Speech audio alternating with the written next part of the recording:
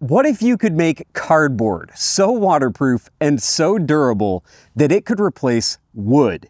I'll cut straight to it. Here is my best waterproofing recipe.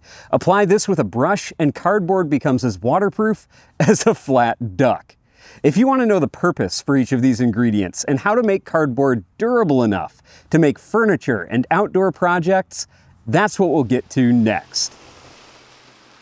Hi, I'm Ben, and on this channel we explore lots of DIY projects and inventions with a particular focus on making the science of such things exciting and accessible to everyone. Cardboard has got to be the easiest material to obtain for free anywhere in the world just by asking for it. Thank you so much. No problem. In composition, it's not that different from very thin plywood. And I can't stop thinking that it would be incredibly worthwhile if this free and abundant material could be easily modified at home to become useful for strong, long-lasting DIY projects. As we built a mini camper in the previous video, I realized that I did not need the rigidity and weight of plywood for several large sections. But what else could we do besides buying what the hardware store has to offer? Well, let's find out and see if we can make cardboard watertight and strong enough to work as my new roof. By the way, the waterproofing techniques we'll explore here will also work on fabric and many other materials to make extremely weatherproof coatings. I think you'll like this one. You might be surprised how strong cardboard is in certain configurations. Did you know there's actually a small number of people that make cardboard furniture? And the ones who are really good at it, you would not guess that you are looking at cardboard. Even things that need to hold a lot of weight, like bookshelves. If you think like an engineer, working with the material's strengths and avoiding its weaknesses, it works. Have you seen the price of lumber? How cool is it that you can build things like this, basically just for the price of a coat of paint? That's a skill worth having. To start with, here's a list of basic techniques to help us become familiar with cardboard as a building material. The direction of the corrugation matters. Rigidity is much higher in one direction than the other. Sheets can be laminated together with alternating orientation to achieve much stronger panels. At 5 sheets thick, it's about as stiff as a sheet of drywall, but way less brittle, lighter weight, and with more insulating value thanks to the air gaps in the internal corrugation. When laminating panels, don't worry about measuring and cutting them to perfectly line up. It's much faster to paste them into a messy stack and trim it to size later. By the way, normal woodworking tools work just fine with cardboard. The ideal adhesive for cardboard is wheat paste. Make this by blending 1 part flour with 5 parts water. Then put it on the stove and heat with stirring until it just starts to boil. As it cools, it will thicken into the perfect consistency. It's extremely cheap, very strong and long-lasting when dry, biodegradable if you get it wet. It dries clear and sticks to almost anything. Refrigerate excess paste, add a little vinegar or clove oil to improve shelf life. Edges are cardboard's weak point. To reinforce them, cut halfway through a sheet and peel off the top layer and corrugation. Add wheat paste to the bare paper and fold it over to seal the edge. This can also be done on laminated panels for a clean look. You can easily combine cardboard with other materials. Cut halfway through a sheet and the pasted edge can wrap around wooden dowels or other objects for a secure connection. Pasting on excess paper is another method to secure wood to cardboard. Now we have a cardboard panel that can be affixed with screws by the wooden frame. The surface of cardboard can be stiffened by applying a thick layer of wheat paste. If that's not enough, you can make it truly as strong as plywood by surfacing it with multiple layers of paper bags or newspaper.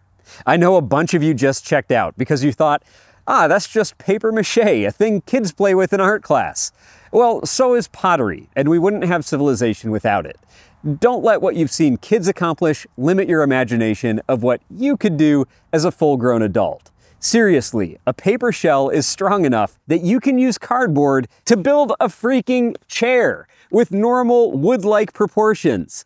This is one of the easiest ways to make furniture. No matter how flimsy your cardboard skills, a few layers of this natural fiberglass will make it super strong. This also hides the cardboard texture so the surface can be sanded and painted just like wood. For joints and connections that don't want to stay in place while glue dries, use toothpicks or spot weld the joint with hot glue until the much stronger wheat paste sets up. Cardboard has surprisingly high tensile strength. A single strip 12 inches wide can hold several hundred pounds over a span. If you do need a bunch of cardboard pieces of the exact same size, don't measure each one individually. Find a board or some other object to use as a template. Much faster. Panels can be cleanly joined together by cutting halfway through each panel and removing the corrugation. Apply wheat paste and overlap. Corrugation removal can also be done to make clean folds in the center of panels, even at odd angles. Even the flimsiest of cardboard and all the leftover scraps are still useful by grinding them into pulp and mixing with wheat paste or cement to make what's called paper clay or papercrete. This can be molded into anything, and once dry, it becomes rock hard. This really deserves its own video. Let me know in the comments if you'd be interested to see more on this topic. A quick way to join panels edge to face can be done by delaminating the cardboard at the edge and folding out the layers to make a larger gluing surface. Stronger still is to make a slot or dado joint by adding extra layers of cardboard to the face. Make flaps where the edges meet for the best results with glue. These are some of the tips I've thought up or seen practiced by other cardboard wizards. But I'm new at this. Help me out with more ideas in the comments.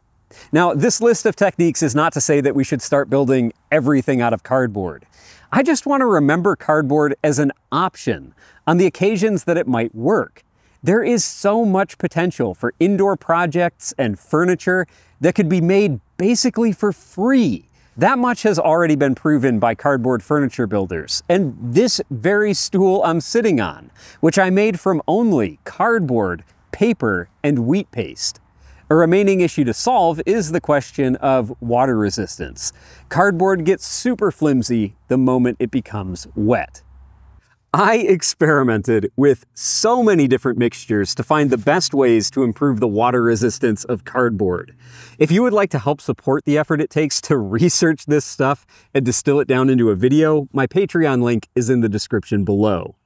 Anyways, one goal for my waterproof treatment was to use biodegradable ingredients if possible, so that the cardboard would remain a clean, friendly material that could still be disposed of through compost. Of the two best performing options I found, one does succeed in being fully biodegradable. The second option does not decompose naturally, but it might still be worth considering for its very unique properties. First, the eco-friendly option. One of very few biodegradable water-resistant coatings that you can buy off the shelf at a hardware store is shellac. But I don't recommend that you do that. Canned shellac sort of works, but it's really watered down. And this little can costs more than $20. For the same price, you can buy a pound of dried shellac online and use it to make a much better mixture. These flakes dissolve in 90+% isopropyl or denatured alcohol in order to make a paintable solution. This sample has been coated in pure shellac, and while it does succeed at preventing water from being instantly absorbed, the water clings to the surface. If water is left on the surface of shellac for more than a few hours, it will start to absorb. It will absorb very slowly and reversibly if the coating is dried again, but just hours of complete protection isn't long enough to work for outdoor use, where a solid week of rain may not be uncommon. See if you can tell the difference between a coat of standard shellac and my improved recipe, the first of my waterproofing mixtures.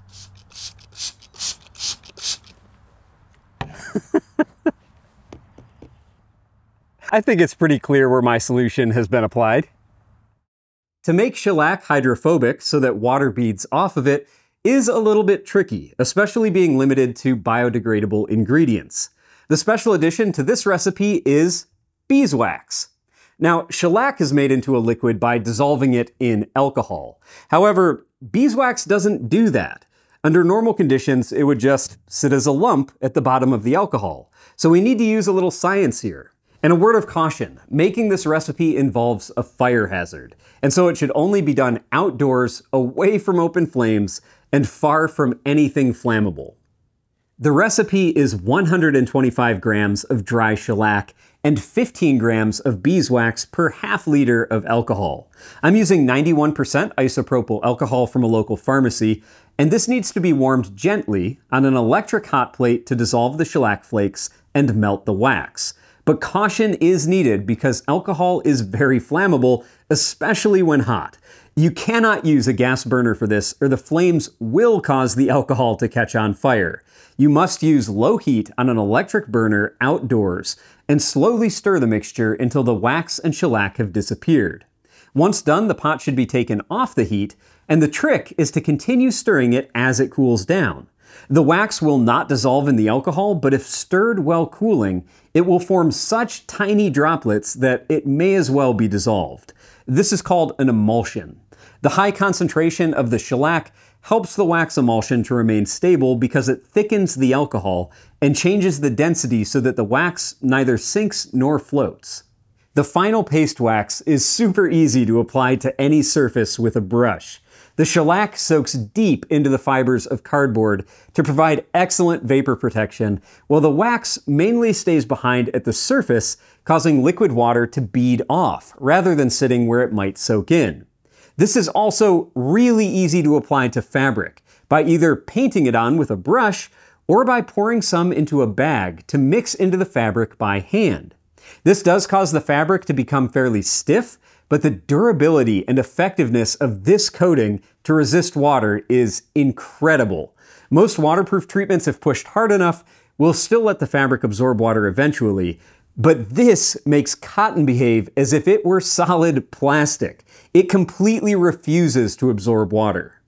I am so happy with this recipe. It's inexpensive, easy to apply, non-toxic, biodegradable, and very effective at repelling water. Look, remember, this stool is made out of only paper and cardboard, and it is completely impervious to water. Try this. Build something out of cardboard for yourself and waterproof it. I think you'll be surprised at how durable it is.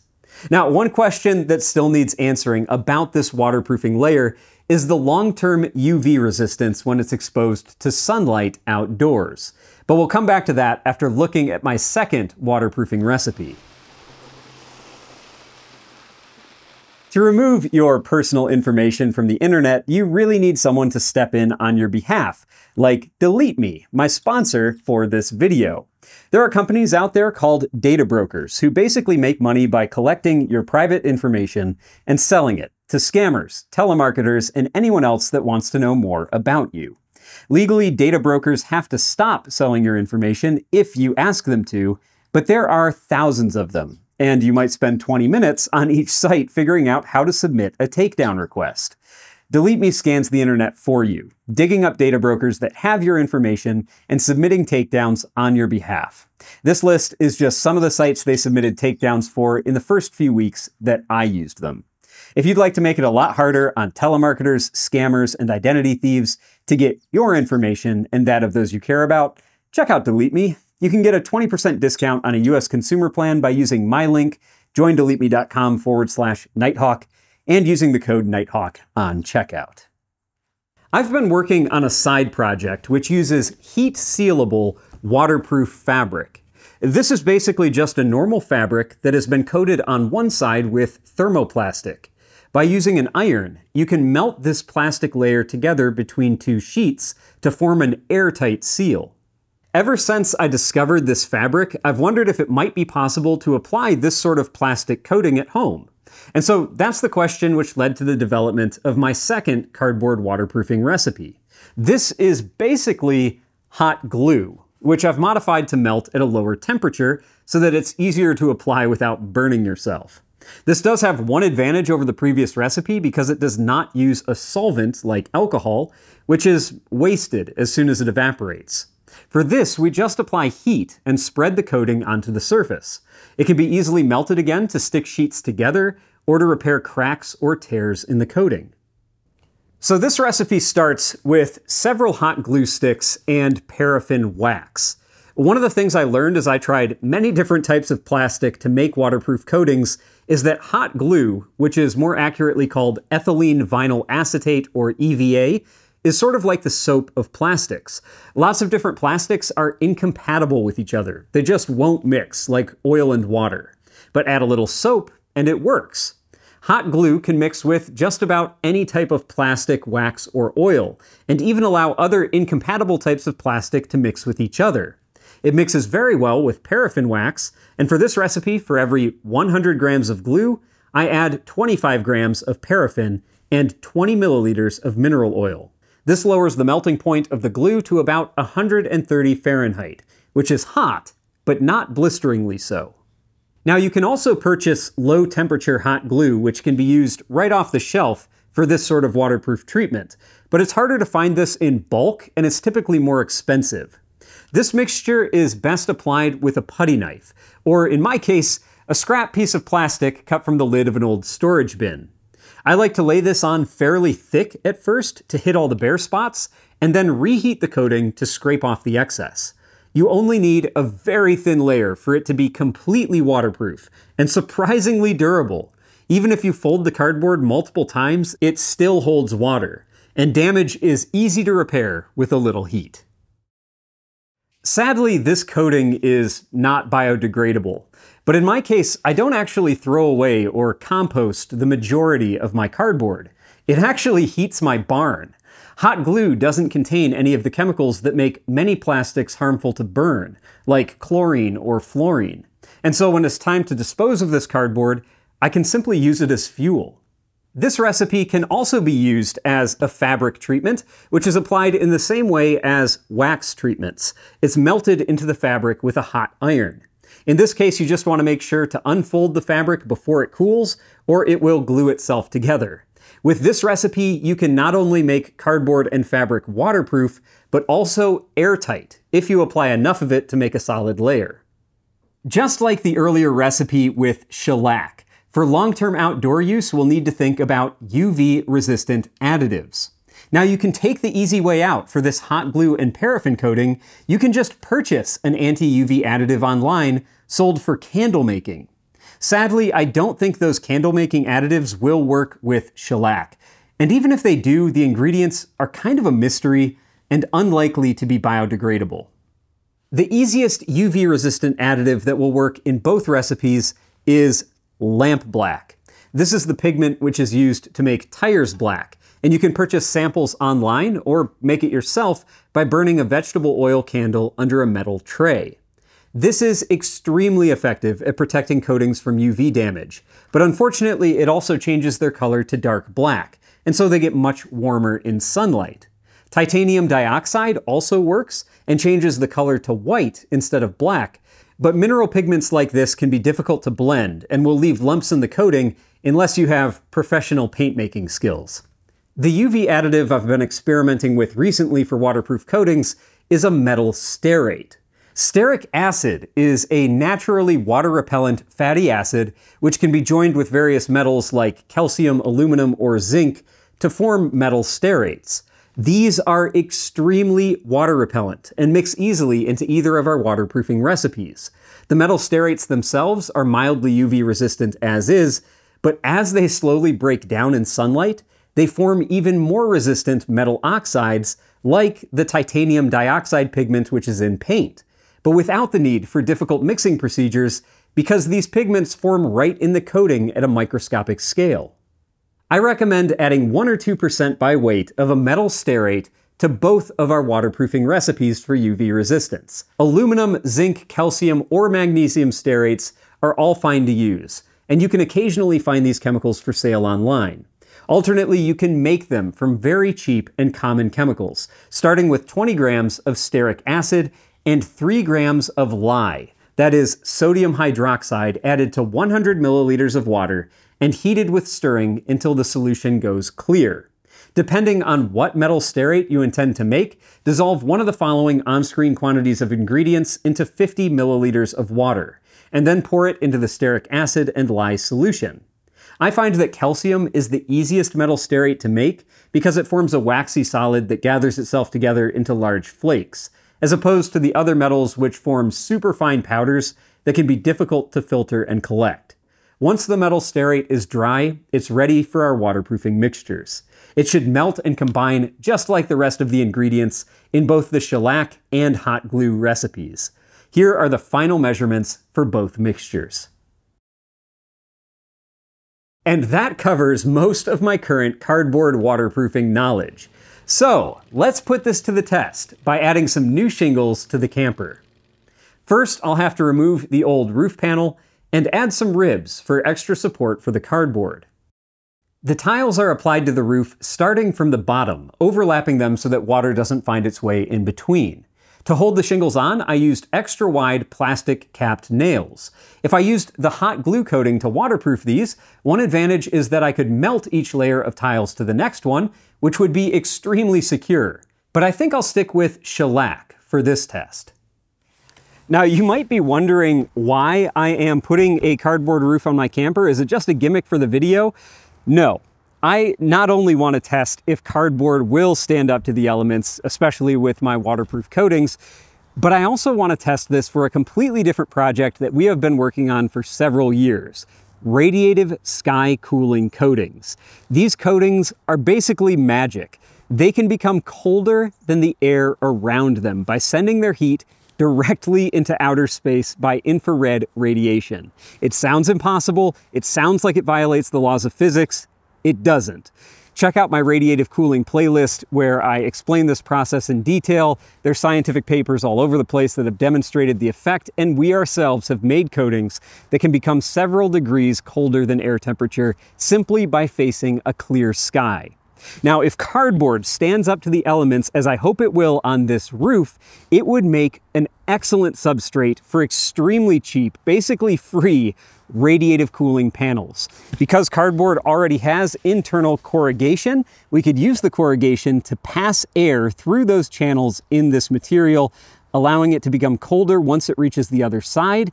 But first, I need to know that this material can withstand the elements for a significant amount of time, long enough to make it worthwhile to apply a radiative cooling coating to one side, have it face the sky, and chill down some air so we can cool our living space, cool my workshop, cool this very camper.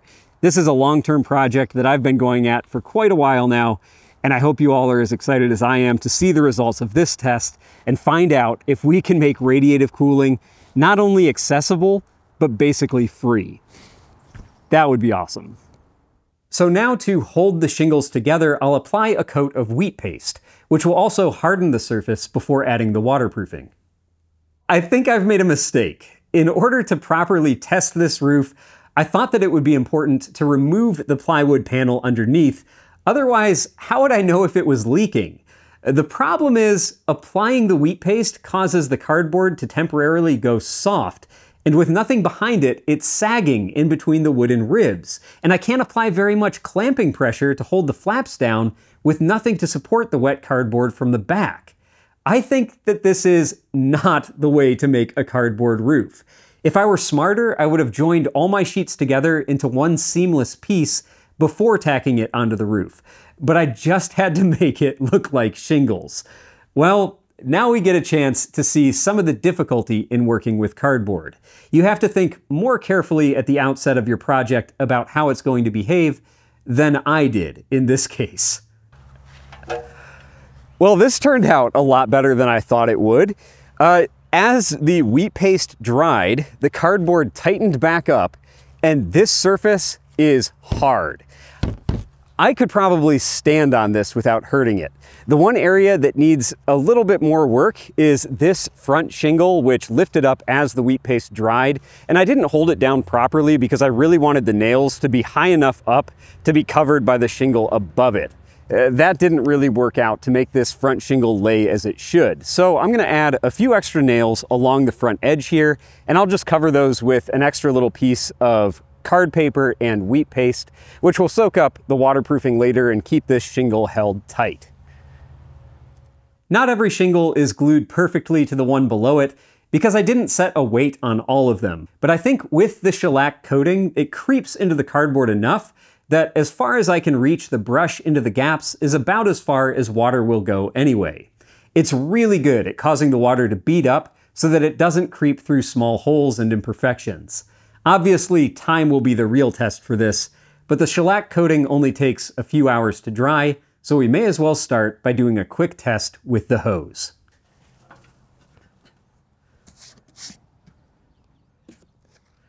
Well, I made a little bit of a mistake here, another one. I let this sit outside overnight, the first night after I applied the shellac.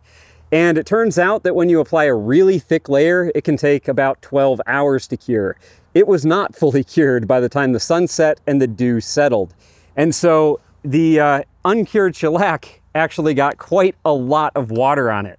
This water soaked in anywhere where there was still alcohol in the coating. Alcohol is very hygroscopic. It sucks water into it. And so it pulled water into the coating. I ended up with a bunch of water stains on the shingles. And in addition to this, wherever it absorbed water, it's now been a few days since I applied this coating, and those water spots are still a little bit damp. So I really messed this up. Either way, we're gonna still test this, because if this will still repel water, if this roof is somehow still waterproof, with all of the failures that I've had in making it, well, that really says something about how effective the coating is. So we will test this. I'll get the hose set up, see if there's any leaks.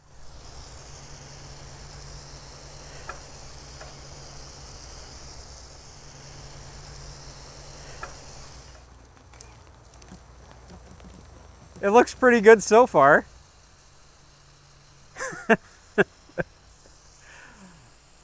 It's definitely wet.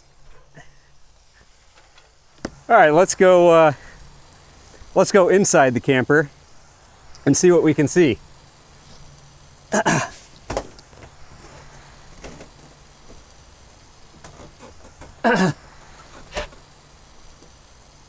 Look at this, perfectly dry.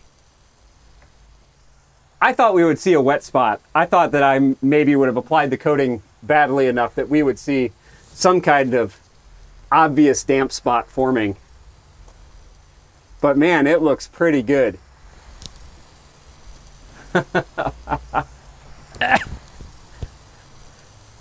That is awesome. That's so good. Let's see what it looks like. I'm going to turn the water off so that I don't get soaked myself as I take a closer look at this. There's some issues right there. That's a patch that on that first night, water, all that dew, the heavy dew rolled off of this ridge cap here and really soaked into the cardboard on those sections. So that's an issue that occurred because I did not allow that first coating of shellac to fully dry before it got exposed to water. Boy, everything else looks pretty good. All right, what we're gonna do is we're gonna leave the hose running and we'll see if we're still leak-free.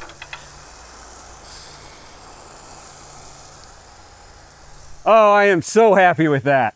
We'll have to see what this looks like in a few months after some real storm exposure.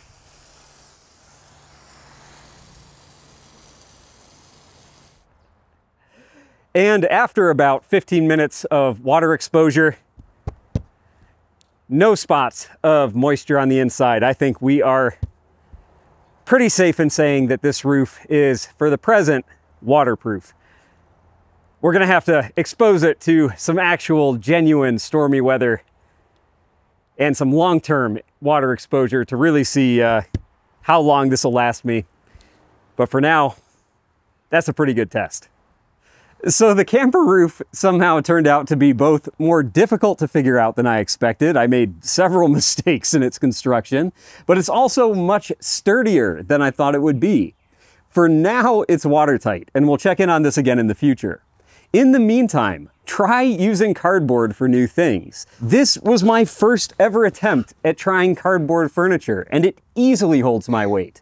It's not difficult, and the total cost of entry to try my hand at cardboard furniture was, what, $1 in wheat paste at most? Another $1 or $2 maybe to make it waterproof? Should I also leave this stool outside and see how long it lasts? You tell me. All right, thank you everyone for watching. I'll see you next time.